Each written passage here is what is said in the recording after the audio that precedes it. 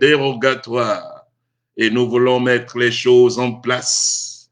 Vraiment, ici, c'est le révérend Augatien. Et c'est un plaisir pour moi de soulever certains sujets qui doivent souvent nous mettre en question. J'ai dit à un peuple là où j'étais en train de prêcher, j'ai dit, je refuse que je termine de prêcher et que tu n'es pas en train de réfléchir. Tu dois réfléchir. Ça, c'est important. Tu dois commencer à cogiter, à commencer vraiment, que tout le monde doit rester calme, en train de repenser la vie. Repenser la vie, c'est ça, c'est important. C'est important. Quand Pierre est parti et il a essayé de pêcher toute la nuit, il n'a rien attrapé. Et Jésus lui dit, retourne, va jeter le filet. Partagez, partagez, partagez, vraiment partagez. Je voudrais voir tout le monde connecté.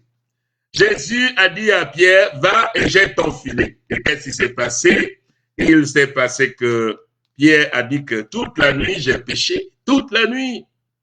Je suis un professionnel et j'ai rien attrapé. Et puis après, Pierre a dit, bah, sur ta parole, parce que tu as dit, je vais partir. Il passe sur la parole du Seigneur, il voit vraiment qu'il ne pouvait plus tirer le filet. Et ce qui s'est passé, c'est que Pierre a passé toute sa vie pour comprendre ce qui s'est passé. Et je pense qu'il a compris ça. C'est pour cela qu'il a servi le Seigneur et il est le leader de tous les apôtres. C'est pour cela que c'est important que quand vous recevez des messages, et c'est des messages que vous avez déjà écoutés, en fait, excusez-moi, ça, ils sont en train de faire des alertes. Il y a quelqu'un qui est en train de faire un dégât quelque part. Donc, quand vous recevez un message, et c'est des messages qui sont comme des chants que vous connaissez déjà, et ça vous rappelle seulement le passé, en fait, il faut se poser des questions. Parce que tout message consiste à nous remettre en question. Je disais hier que la chose principale qu'il faut faire, c'est de pouvoir se remettre en question. Se remettre en question, c'est la clé. C'est important. C'est indispensable. C'est indispensable. C'est vital. C'est très vital pour nous, se remettre en question. On doit se remettre en question. C'est ça l'objectif des messages. Aujourd'hui, nous voulons parler de ce que Dieu dit. Dieu dit qu'il s'appelle « Je suis ». Dieu a dit qu'il s'appelle « Je suis ». Vous avez certainement pris note que je parle souvent du système. Et certainement, les gens se posent des questions de quel système il s'agit. Est-ce que c'est le système scolaire ou le système de l'Église ou le système vraiment social et tout ça? Le système, c'est vraiment un point. C'est un point qui gouverne nos vies. C'est le système. C'est le système qui fait en sorte que tu n'es pas libre. C'est le système. C'est le système qui te conditionne. C'est le système. Le système, c'est l'architecture vraiment de la civilisation dans laquelle on se développe. C'est ça le système. Le système, c'est l'architecture. On appelle en anglais le framework. C'est le framework. C'est l'architecture de la civilisation dans laquelle on se développe. Et c'est important de comprendre quelle est cette civilisation dans laquelle tu te développes. N'arrêtez pas de partager parce que nous allons rentrer dans le menu et ça va être intense. Ça va être intense. Permettez à plusieurs personnes d'écouter et de se réveiller parce que logiquement, la bonne nouvelle, c'est pour réveiller les gens. C'est pour amener les gens à être informés de qui, de quoi et de qu'est-ce qui a été fait pour eux. C'est une information. C'est ça la bonne nouvelle. Quelle est cette architecture dans laquelle tu te développes? Est-ce que tu t'es déjà posé la question pour bien comprendre. Parce que des fois, tellement qu'on est imbibé de ça, nous sommes aveuglés et qu'on ne voit même pas qu'il y a quelque chose qui va mal. Le système. Le système est une idéologie inspirée au profit d'eux et au détriment d'eux. C'est le système. J'explique encore mieux.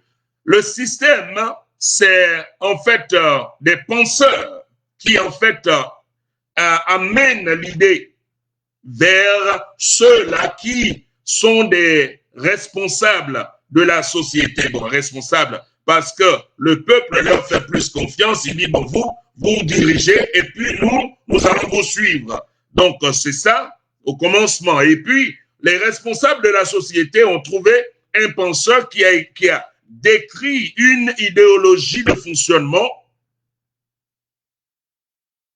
et ils ont présenté cela aux responsables. Et les responsables utilisent cette idéologie pour empêcher et pour protéger et pour permettre.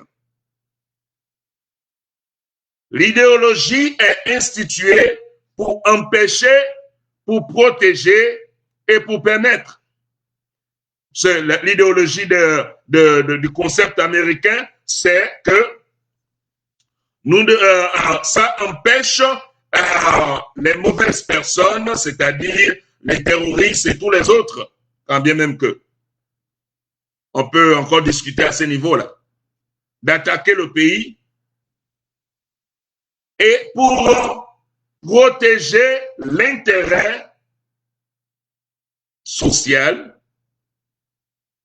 et pour permettre au peuple de vivre librement. C'est ça le système. Le système empêche, protège et permet. C'est important de savoir cela. Tout système et toute idéologie inspirée serait pour empêcher, pour protéger et pour permettre. Empêcher qui? Protéger qui? Et permettre à qui? C'est des questions souvent qu'on ne se pose pas. Et je vous laisse à répondre à cette question. Ça, ce n'est pas notre message du jour. Je veux expliquer le système pour que cela ne soit plus dans les nuées, pour qu'on ne se pose pas trop de questions de quoi on parle. C'est quoi le système? Le système, c'est cette idéologie-là. Maintenant, cette idéologie a eu son début à quelque part. Ça a commencé comment? Qui était à coup d'idées et qui a sollicité une idéologie de fonctionnement bien pensée du début jusqu'à la fin. Je dis bien pensée du début jusqu'à la fin, du début de la vie de quelqu'un jusqu'à la fin de la vie de quelqu'un. C'est ça, c'est que l'idéologie l'a fait, le système. Ça a commencé comment? Et en fait, qui est l'auteur de cette idéologie? Parce que c'est important de savoir. Vous devriez savoir aussi que c'est toujours les responsables de la société, ceux en qui le peuple a mis la confiance, qui ont en fait inspiré ou obligé l'Église à se constituer, soit en fédération, en confédération, soit en dénomination. C'est important de savoir parce que les dénominations, les diverses dénominations que nous avons aujourd'hui, c'est des politiciens qui ont poussé parce qu'il y a plein d'églises de partout et ils ne sont connectés à personne. Donc, les politiciens ont poussé pour qu'ils se constituent en dénomination. Parce que si on défend la dénomination, on doit savoir d'où ça vient et quelles sont les racines des dénominations. Parce qu'indirectement, nous sommes en train d'utiliser le système même dans l'église. sans se rendre compte, n'est-ce pas? Même dans l'Église, le système est utilisé sans se rendre compte. Le système d'empêcher, de protéger et de permettre. C'est important. Il s'avère qu'il y a des gens qu'on a abusés, violés et terrifiés pour prendre leurs biens de force. Et ceux-là, on doit les empêcher. C'est en fait ce peuple que je parle. Si tu es l'autre peuple, tu peux écouter, ça va te donner peut-être une explication profonde de ce qui se passe réellement. Il y a des gens qui sont partis chez les autres et ils les ont vraiment pillés et ils sont terrifiés parce que si l'évangile ne parle pas de ça, l'évangile est encore complice parce que l'évangile ne fait que continuer le travail du système, fait taire le peuple, garde le peuple dans l'ignorance jusqu'à ce que le peuple devienne paralysé et le peuple va. La civilisation, la génération se passe et ça continue comme ça et les choses sont maintenues intactes pour ceux-là qui ont inspiré ces systèmes-là. Sauf ceux-là qu'on a pillés, ceux-là que d'une manière prédateur, on les a vraiment terrifiés, mutilés, violés et vraiment on les a complètement décimés. Et on les a laissés vides. Ce peuple, maintenant, le système doit les empêcher. Oui. Parce que si on ne les empêche pas et ils réalisent que tout ce que le système a les appartient, ils vont se révolter. Alors, le système doit les empêcher. Et le système doit protéger tout ce qui a été pillé. Et le système doit permettre que la bourgeoisie continue. Vous comprenez ça? C'est ça. C'est ça. Parce que nous ne pouvons pas parler de la liberté sans parler de la liberté de la pensée. La chose qu'on a emprisonnée, la chose qu'on a captivée de plus, c'est notre pensée, la capacité de penser. C'est ça qu'on a emprisonné. Le système. Le système, alors, empêche ceux-là qui potentiellement peuvent se révolter et qui peuvent commencer à réclamer leurs biens. Le système doit les empêcher de le faire. Et le système a instauré que c'est contre la loi si on fait une réclamation quelconque d'une envergure qu'on a déjà ficelée et que la loi ne permet pas qu'on fasse ce genre de réclamation. C'est ça, le système. Quand je parle du système, c'est ça. Vous me saisissez.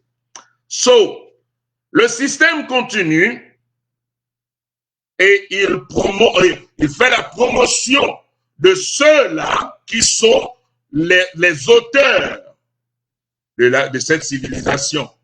Eux, ils ne doivent pas combattre certains combats que ceux-là qui sont les opprimés, les oppressés et les pillés, ceux-là qui sont des colonies. Il y a des choses qu'ils ne doivent pas.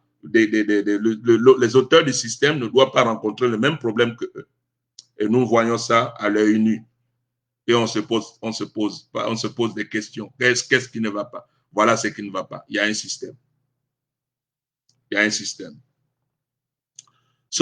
Les bénéficiaires du système, c'est ceux-là qui sont en fait dans ce train-là.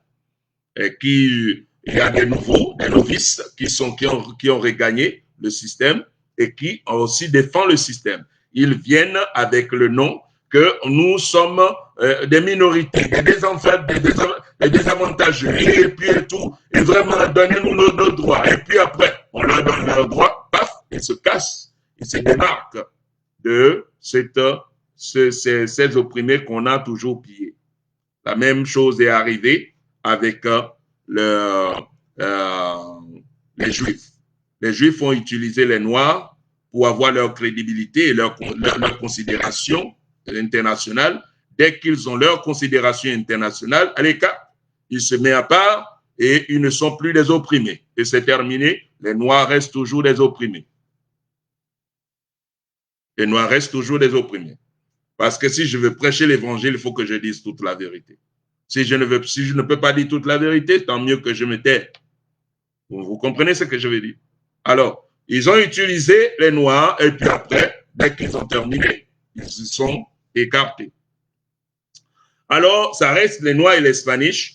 Et ce qui se passe, c'est que chaque fois qu'il y a un problème, alors on va utiliser les Noirs. Mais maintenant, les homosexuels aussi ont utilisé les Noirs. Et ben voilà, les minorités, voilà, nous les minorités à l'écart, ils ont trouvé leurs droits, ils sont en train de se démarquer là. Ils vont bientôt complètement devenir une communauté séparée qui n'a rien à voir avec les Noirs.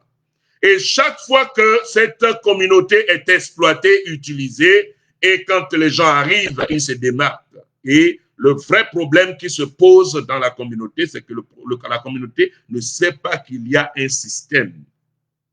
Parce qu'on ne le veut pas. On ne veut pas que la communauté sache qu'il y a un système qui fonctionne contre, intentionnellement, eux. Vous voyez? Parce que c'est contre tout ce qu'ils aiment faire, c'est ce qui était interdit, surtout dans le pays-là. Tout ce que les Noirs aiment faire, c'est ça qui était interdit. Tu aimes fumer, alors c'est interdit. Tu aimes boire, c'est interdit. Tu aimes faire quoi? C'est interdit. Tout est interdit. On doit t'interdire. Tu ne dois rien faire. Maintenant, quand tu vas à l'école, on doit t'inculquer que il faut finir l'école pour être un bon employé. Tu dois être un bon subordonné. Yeah? Tu dois être un très bon subordonné. C'est ça. Tu prends tous tes diplômes pour aller chercher à être un bon subordonné. Le système, c'est ça qui a instauré cela. Il faut bien comprendre les choses afin de pouvoir les mettre en pratique. Le système, c'est au détriment d'eux et c'est dans l'avantage d'eux. Ça, on ne peut rien, vraiment, si c'est le même système, c'est comme ça. Maintenant, pour sortir du système, tu dois tout faire pour reposséder tes facultés de réflexion. Comment il faut reposséder ces facultés de réflexion? C'est que même que cela soit un livre doré rouge, avec un nom que tout le monde cite, tout ce qu'il a écrit dedans, tu as le droit pour toi-même et tu te dois à toi-même de remettre en question ce que tu ne comprends pas. Dans quelle idée, dans quelle idéologie, dans quelle philosophie, dans quelle conception la personne se trouve en écrivant ces livres. Ne prends jamais un livre ou une parole comme comment vous appelez, un paiement d'office. Parce que si Dieu t'a donné une intelligence, c'est pour filtrer ce qui est vrai de ce qui est faux. Et il t'a donné une capacité, on appelle ça l'intuition, c'est de savoir si c'est des manipulations ou si c'est de la vérité. Cette faculté, tout le monde détient ça. Le système. Le système, ceux qui sont gagnants, c'est clair, nous voyons ceux qui sont gagnants. Et ceux qui sont aussi perdants, c'est clair, nous voyons ceux qui sont perdants. Mais chaque mandat politique, chaque politicien vient pour réformer le système. Il vient pour réformer le système parce que chaque politicien veut contrôler le système. Vous voyez? Chaque politicien veut contrôler le système. Alors, quand il vient, c'est avec son mandat pour essayer de réformer le système, il va apporter des amendements. Et ces amendements qu'il apporte, et ce qu'il a fait les campagnes, le campagne électorale sur cela, ces amendements ont déjà été bien pensés, qui cela doit avantager, qui cela doit défavoriser. Alors, quand on vote pour ces derniers, il vient avec les lois qu'il a promis au peuple qu'il doit faire voter parce que lui aussi il veut contrôler le système. Alors, quand on lui donne les votes pour aller, pour contrôler le système, alors il va apporter son idée au Parlement pour qu'on le vote sur cela. Si c'est pour augmenter les taxes, ou si c'est pour donner à manger aux gens gratuitement, ou si c'est pour faire beaucoup plus des œuvres de charité et tout le reste des choses. Et chaque fois, le peuple qui se retrouve dans le désavantage du système et qui ne savent pas, et qui croient que les miettes qu'on leur donne, c'est dans leur profit, c'est le peuple toujours noir. Pourquoi? Parce que ce peuple cherche, ne veut pas travailler, soit ils veulent travailler, ou ils n'ont pas un salaire constant, suffisant pour se défendre.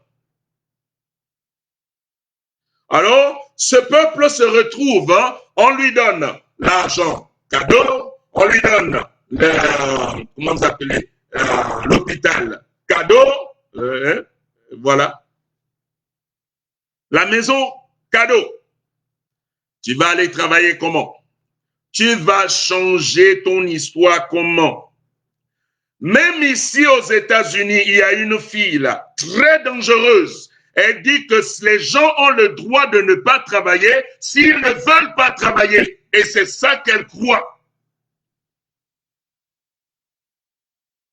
Et vous croyez que qui ça détruit? Nous sommes en retard de quoi? S'il faut qu'on compare d'abord à quoi? Nous comparons à quoi d'abord pour dire qu'on est en retard? Seigneur, pardonne-moi, c'est vraiment, on compare à qui, à quoi? C'est quoi le métrique? Vous voyez le système là? Vous ne pouvez jamais assez assimiler, jamais assez assimiler. Celui qui l'a pensé en son propre profit, en son profit. Mais il y a une vérité qui est vraie. Nous avons besoin des ingénieurs. Ce n'est pas en prenant la nourriture cadeau et en prenant la maison cadeau qu'on aura des ingénieurs. Nous avons besoin des penseurs. Nous avons besoin des vraiment, est-ce qu'on dit, idéologues, des gens qui vraiment sont des cerveaux de la société, au lieu qu'on continue à nous écrire notre propre histoire. Que la vie a commencé seulement que quand on est venu vraiment en prédaction, ou quand on est venu nous envahir. Ce peuple doit se réveiller et dire que l'argent cadeau, l'hôpital cadeau, la maison cadeau, ce n'est pas ce qui va leur repositionner. Au jour d'aujourd'hui, vous avez des gens qui ont des grands diplômes, mais qui ne peuvent pas trouver le travail. Mais pendant ce temps, on va chercher quelqu'un qui a la moitié de son diplôme parce qu'il est blanc, il s'occupe, il prend la place de celui qui a le gros diplôme, et celui qui a le gros diplôme est obligé d'aller chercher des petits boulots à gauche et à droite. Vous croyez que c'est pourquoi? C'est parce que le système n'est pas fait pour que toi, tu assimiles. Pour que tu perces là-dedans, tu dois être beaucoup plus révolutionné que cela. Tous ceux qui percent, ils vont vous dire qu'il y a une chose qu'ils ont fait. Ils se sont démarqués. Ils ont rejeté ce qui est de la coutume, de la tradition et de ce qui est de la routine familiale et de commencer à se focaliser sur une chose et commencer à faire la chose et commencer à pousser. Ne pas penser que tu es noir, ne pas penser que tu ne peux pas, ne pas penser que tu transcendes le niveau où on t'a enfermé. Parce que si on le veut, qu'on ne le veut pas, les gens sont enfermés dans cette idéologie. C'est une prison virtuelle. C'est une prison, je vous assure. Je vous assure. Qui d'entre vous peut savoir que dans ce pays le plus riche qu'on dit souvent, on peut trouver une mère de 9 enfants dans une entrée couchée. Une seule chambre. 9 enfants avec une maman. Vous croyez à ça? Vous croyez? Et ça existe. Vous croyez que c'est quoi qui fait, qu'est-ce qui fait en sorte que cette dame est enfermée? C'est au niveau de la tête. La seule chose qui peut libérer l'homme noir, c'est quand il va commencer à prendre l'indépendance mentale. Je répète encore, la liberté de l'homme noir, c'est l'indépendance mentale. Mais si l'homme noir ne décide pas avoir une indépendance, penser comme il veut penser, parler comme il veut parler, agir comme il veut agir, sans tenir compte de ce qu'on l'a toléré de faire, de ce qu'on l'a interdit de faire, il ne va jamais sortir de ce cadre. Il y a plusieurs endroits que j'arrive. On peut compter le nombre de noirs qui est là. Peut-être 2, 3. J'étais à une conférence récemment. Sur 150 personnes, on est peut-être quoi? 8 personnes, 8 noirs. Où sont les autres? Où sont les autres? Où sont les autres? Pourquoi ils pensent qu'ils ne peuvent pas être là-bas? Vous voyez? C'est la manière de penser. On a enfermé les gens dans une manière de penser. Tu penses que tu ne peux pas. Il y a une femme merveilleuse, très intelligente, très intelligente. Elle souffrait d'un faux problème. C'est la banque qui était en train de l'intimider. La banque l'intimidait. Elle avait peur parce que ce n'était pas toléré d'aller confronter les gens, surtout les gens de certaines races. Il ne faut pas aller les confronter. Et puis après, simplement, j'ai dit, allons-y voir ce qui est ton droit. Parce qu'on ne peut pas garder ton argent et puis on bloque toutes tes factures, on te paye, ton salaire ne sort pas. Parce que la banque a décidé de bloquer ton compte. J'ai dit non, allons voir ce qui est ton droit. Et on a commencé seulement à chercher ce qui est son droit. Et paf, elle a percé. Elle a vu qu'elle avait plein de droits qu'elle n'était pas en train d'exploiter. Vous savez pourquoi on ne connaît pas nos droits? Parce qu'on ne nous tolère pas de les connaître. Tu peux tout connaître. Tu peux connaître la débauche, tu peux connaître le vin, tu peux connaître le tabac, tu peux faire tout ce que tu veux, tu fais l'ambiance, et puis tu chantes, et puis tu fais tes choses, mais ton droit, il ne faut pas connaître. Ne connais pas ton droit. Et tout ce que la dame avait fait, c'est de prendre son courage et commencer à envoyer l'email. Paf, elle a envoyé le premier email, paf. C'est comme ça, directement, on a débloqué son compte. Mais elle souffrait pendant un bon moment. Elle ne savait plus où elle mettait la tête. Pourquoi? Parce que le système nous emprisonne. La manière dont ça nous emprisonne, c'est dans notre mental.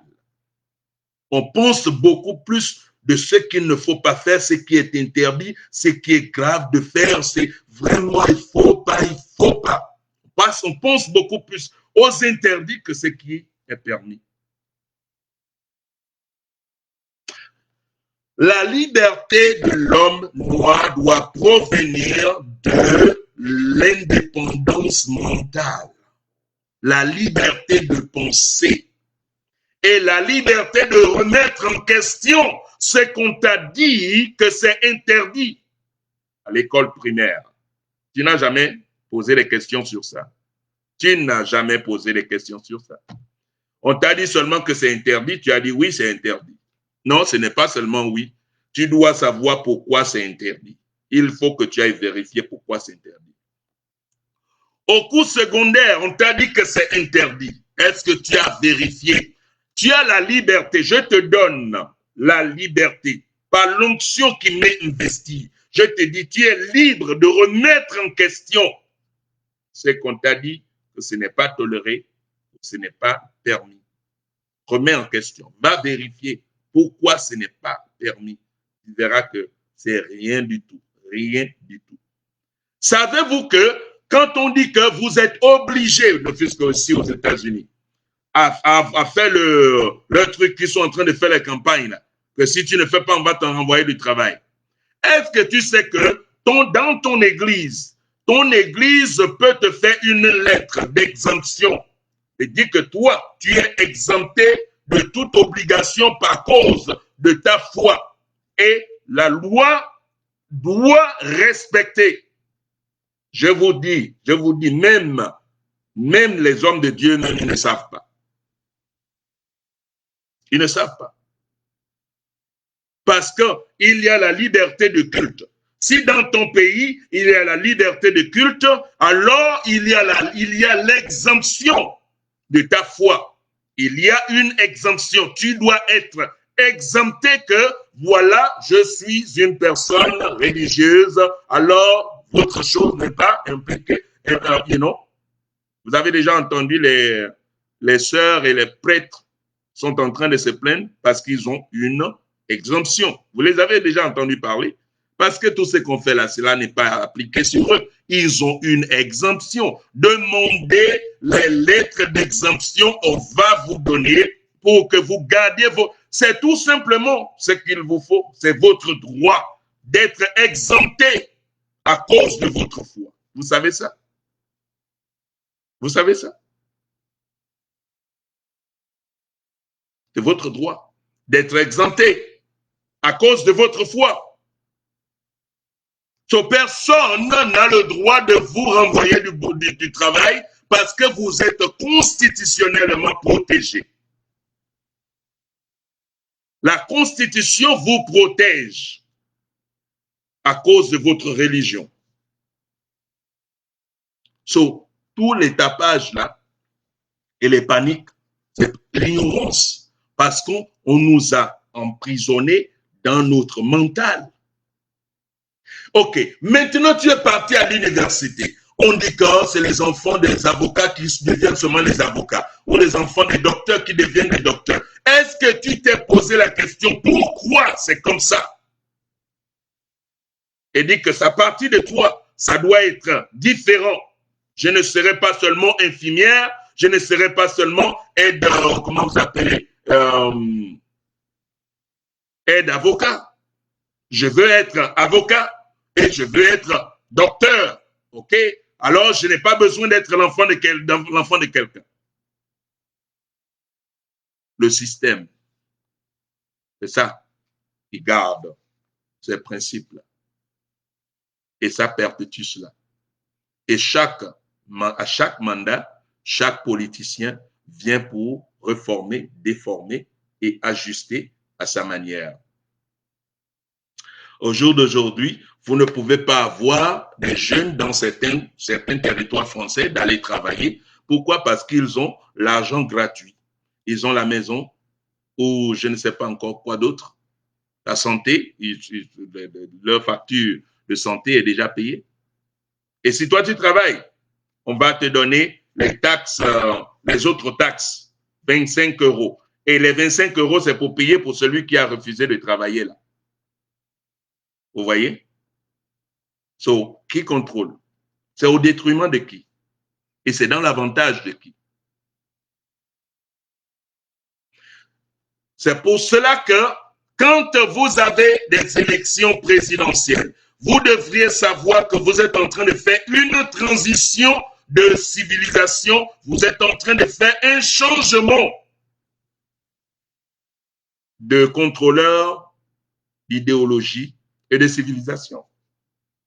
On doit prendre ça au sérieux. On doit prendre cela sérieusement, vraiment sérieux. Parce que quand ils vont prendre le pouvoir, ils vont modifier des choses. Et quand ils vont modifier des choses, ce serait en ton détriment si tu ne participes pas. Et pour que les choses changent, pour que vraiment nous commençons à être libres mentalement, il est important de voir celui qui est proche de votre compréhension et votre philosophie, de pouvoir vous attacher à la personne et permettre que ce n'est que par comme ça qu'on peut changer les choses. Ou, dans le cas contraire, le changement vient de soi-même.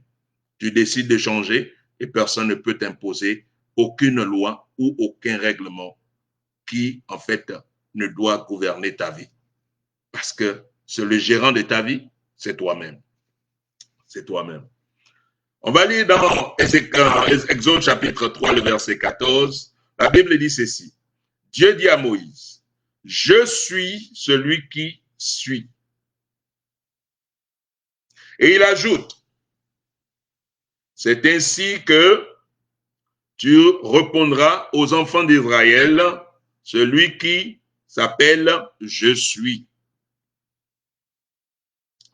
Tout a été commencé par je. Quand Dieu a terminé de créer toutes choses, il a maintenant créé l'homme à son image et selon sa ressemblance. Et il lui a donné un travail, celui de dominer. Ça commence par l'homme, parce que l'homme est tiré de Dieu. De la même manière que ça commence par Dieu, c'est de cette même manière que ça commence par l'homme. Ça ne commence pas par une société, par une association, par une communauté ou par une, je ne sais pas comment il faut dire, un groupement de personnes. Non, ça commence par un individu. Vous voyez? Et quand la Bible parle de ce que Dieu a créé l'homme à son image, c'est pour que l'homme soit son représentant sur la terre. C'est pourquoi la Bible dit qu'il a donné la terre au Fils de l'homme. Dans le psaume 115, le verset 15, il dit ceci. Sois béni par l'Éternel, qui a fait les cieux et la terre. Les cieux sont les cieux de l'Éternel et la terre, et il a donné la terre au Fils de l'homme. Il a donné la terre à qui? T'a donné la terre à toi. C'est toi qui es le responsable. C'est toi qui es le garant de ce qui arrive et de ce qui va arriver. C'est toi qui es le garant de cette génération. Si tu ne te focalises pas sur toi, j'ai d'abord dit premièrement que la liberté commence par une liberté mentale. Nous devrons commencer à questionner tout ce qu'on connaissait pour pouvoir les reposséder. Sinon, si tu restes sur l'ancien régime, tu es piloté par le système sans te rendre compte. Deuxièmement, il dit qu'il t'a confié la terre. C'est toi le responsable. Et si tu ne gouvernes pas, en fait, la terre serait dans tous les sens. Et ce ne serait pas dans l'avantage de qui que ce soit. La Bible dit que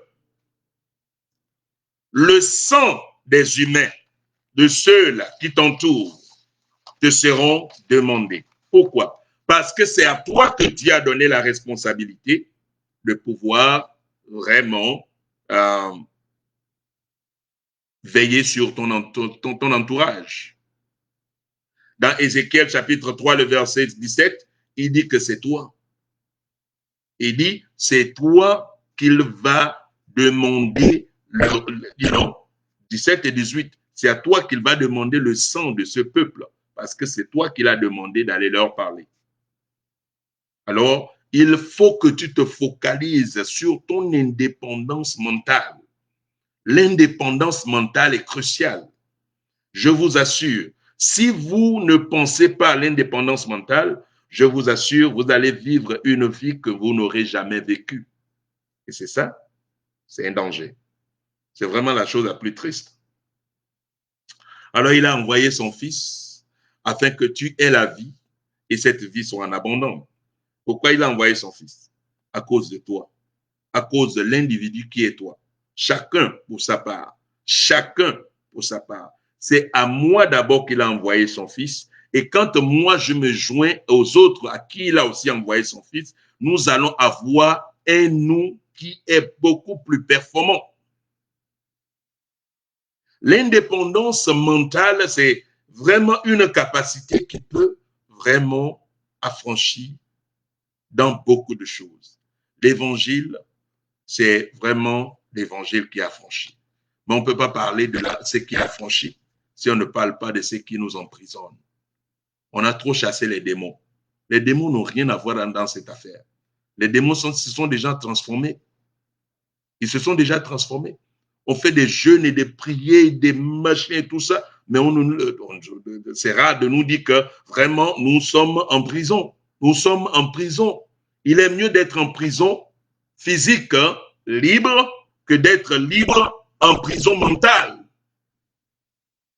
Il est préférable d'être en prison libre, hein, mais que d'être libre, mais tu es en prison mentale. Nous avons un vrai problème. Vous voyez? So, par-dessus tout cela, nous devrons poser la question que qui nous avons à offrir sur le marché? Qui tu as à offrir sur le marché? Dieu a dit que je suis. Je suis celui qui s'offre. Je suis celui qui suit. C'est ce qu'il a dit. Il a répété ça 3 fois. So, Dieu veut s'offrir à son peuple. Alors, qui toi tu as à offrir sur le marché? Qui?